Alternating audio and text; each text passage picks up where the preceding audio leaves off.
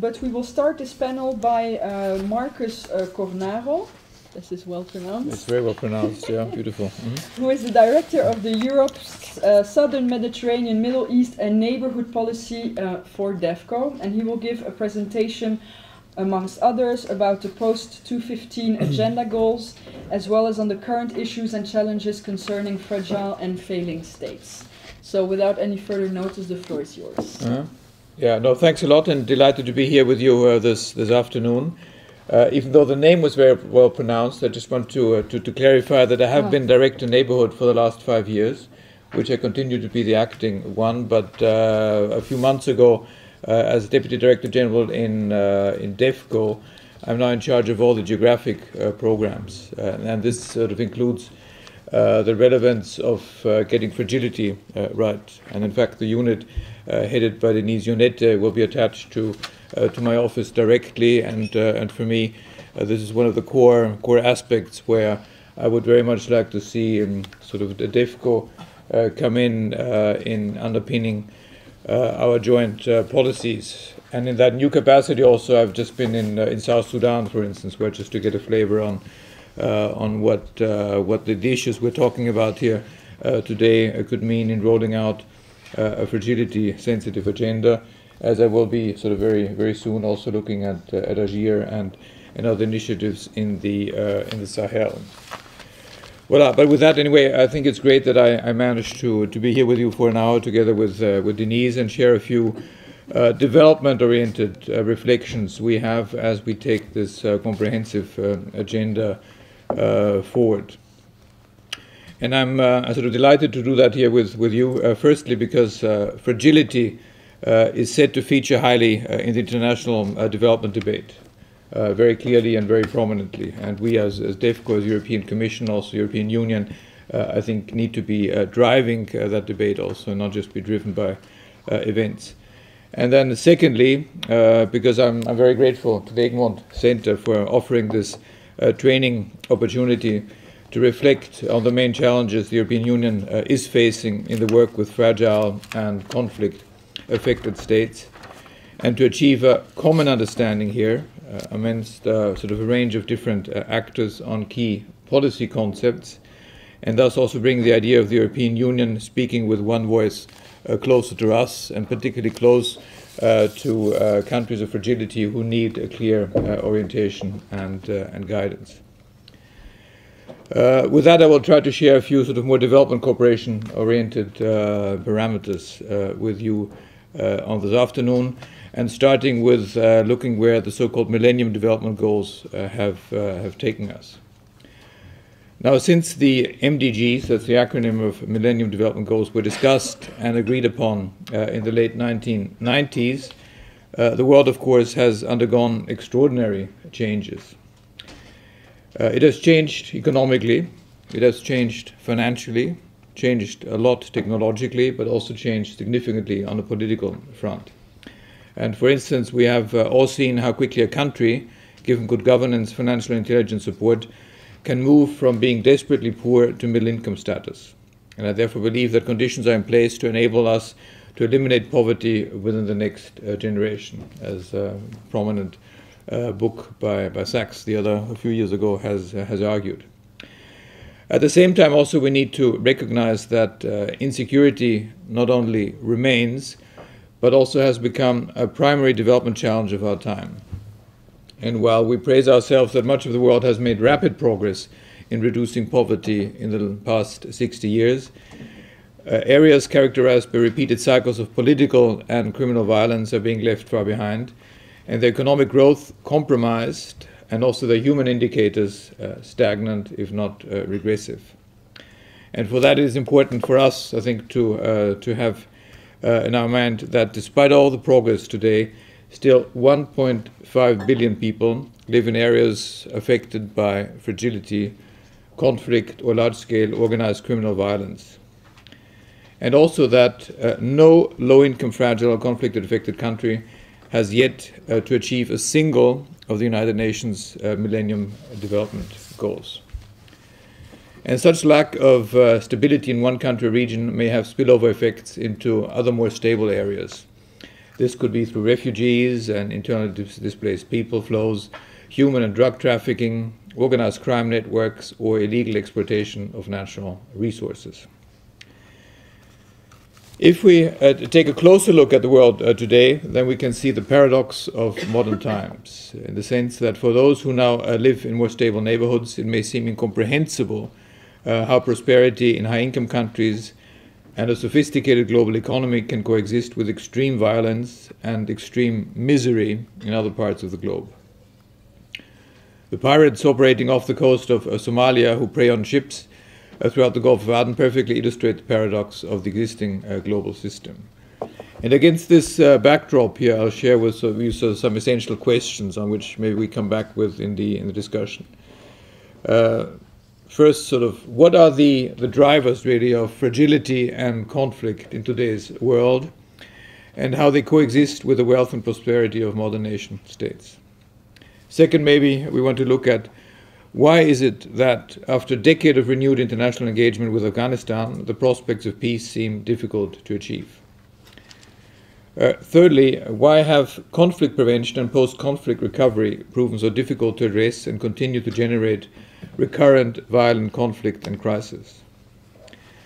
And maybe so as a fourth last question here, what can be done by national leaders and their development, security and diplomatic partners to help restore a stable development path in the world's most fragile and violence-torn areas?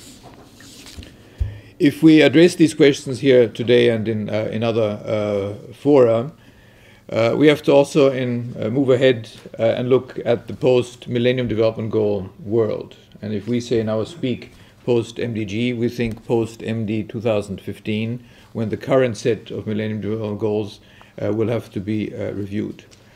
And then searching for the answers, the Commission has recently concluded a public consultation across Europe. This we generally do when we try to launch new policies. But this particular consultation also revealed that one key shortcoming was that the Millennium Development Goals evidently do not tackle the root causes of poverty.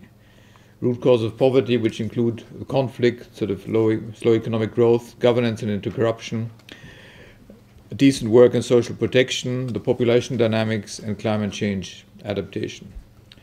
And however, it is also clear that nowhere are our development goals more urgent than in fragile and conflict-affected states.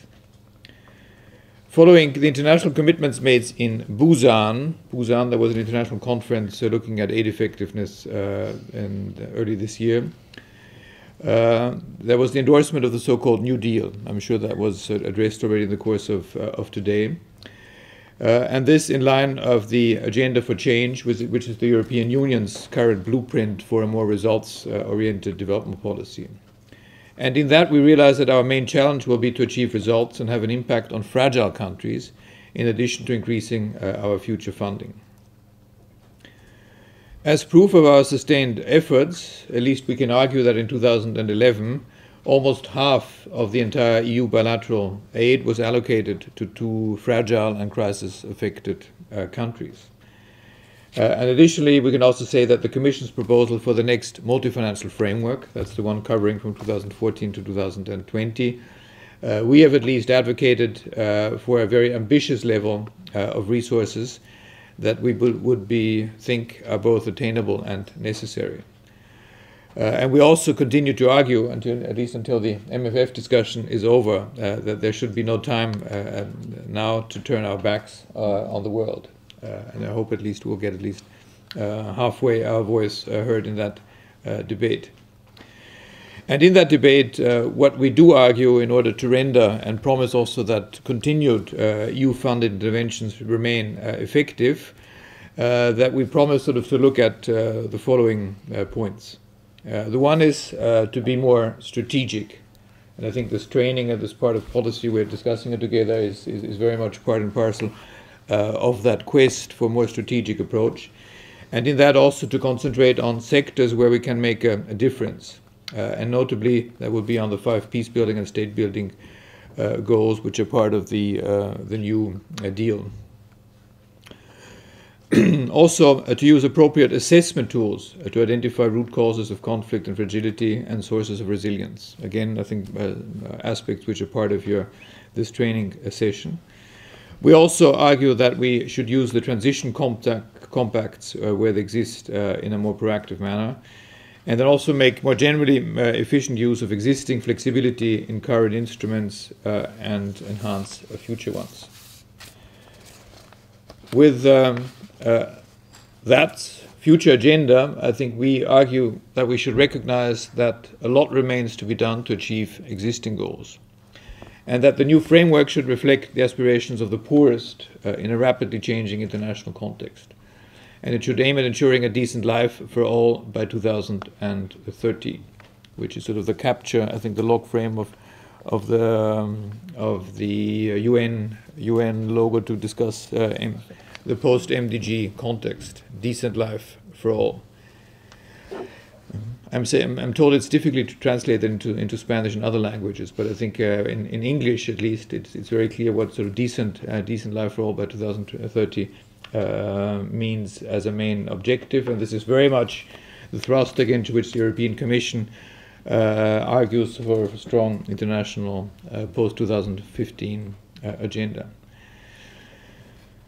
Considering past experience in new common and global challenges, we also should consider building consensus on some of the important issues that were not fully reflected among the Millennium Development Goal targets, such as linking sort of economic prosperity and job creation, also the issue of inequality and social protection. There's sort of an undervalued role of environmental sustainability and also of human rights, good governance and the law. And more generally also peace and security is not properly fleshed out as a goal, nor properly indexed, of course.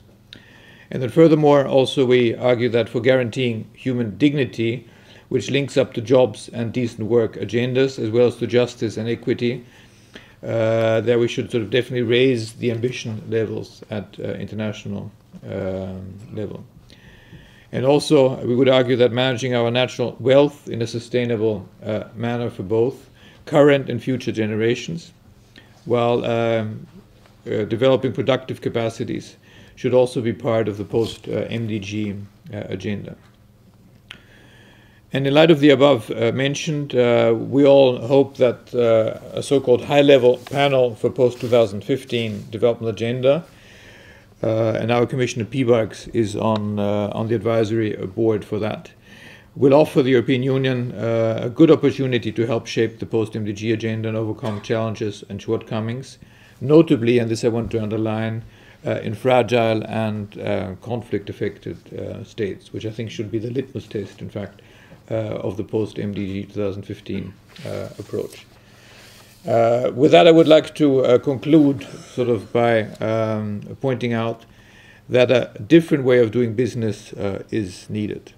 That's also, by the way, why the current EU blueprint is called Agenda for Change, where we need to be, and I repeat myself from earlier, need to be more strategic and also to target our resources to the poorest and the neediest, and where they can have the greatest impact, while at the same time offering other relevant forms of strategic cooperation to more advanced countries with enough resources to finance their own development.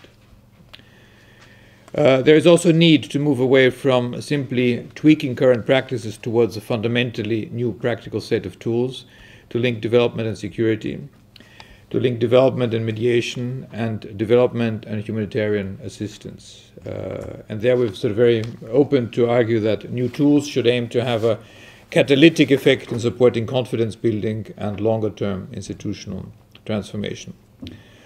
But anyway, making work better on the ground will not happen overnight, nor it will be a problem-free process. I'm aware of that.